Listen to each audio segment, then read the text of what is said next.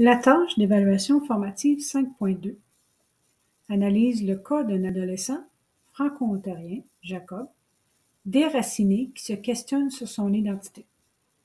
Alors encore, l'étude de cas est ici, développement de l'identité à l'adolescence. Vous avez l'étude de cas de Jacob. La première étape, c'est de bien lire l'étude de cas, évidemment. Et la deuxième étape, c'est de repérer dans le texte les éléments clés qui se rapportent au développement de la personnalité et de l'identité à l'adolescence. Alors, dans le texte, vous allez repérer les éléments qui sont importants et vous allez les énumérer avec aucun jugement. Vous ne pouvez pas ajouter, vous simplement juste prendre les éléments de l'étude de cas pour les mettre en évidence. Comme par exemple, Jacob est l'aîné d'une famille de 3 garçons. Très important. Père franco-ontarien. Mère origine haïtienne. Donc ça sera 3 éléments que j'énumérerai pour le début de mon étude de cas. Et vous faites cela pour toute l'étude ici. Une fois les éléments sont énumérés, la prochaine étape, c'est de démontrer ta compréhension du cas de Jacob à la lumière de ce que tu as appris au développement de l'identité de la personnalité. Alors, tu vas expliquer pourquoi Jacob est en train de développer ou avoir une crise d'identité à son âge.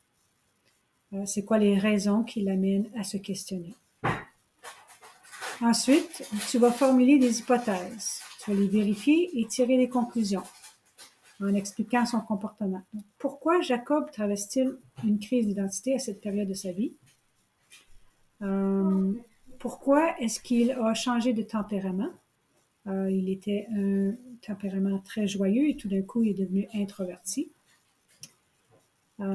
Et avec ton hypothèse, tu vas aussi t'appuyer sur les théories que tu viens d'expliquer au niveau de l'identité. Erikson a une théorie sur l'identité et aussi il y en a d'autres selon les sous-questions.